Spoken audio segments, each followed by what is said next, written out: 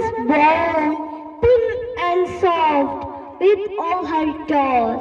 She has my eyes and her mother's nose. She cried for a moment and then settled down.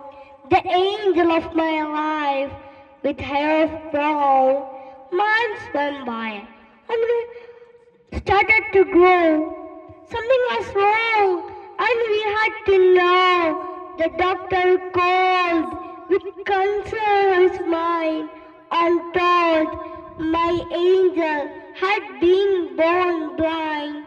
I cried for a while and then I got mad.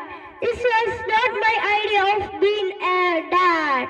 For that day forward, I started a plight to be her eyes in life and her heart of sight.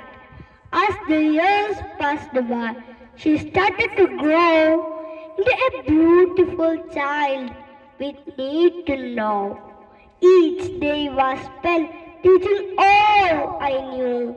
Until one day, when she asked about blue, I tried to define it, but my efforts were in vain. Only cited description were the way to explain. She had no way of knowing what I was trying to say. Or for the very first time, I failed her that day.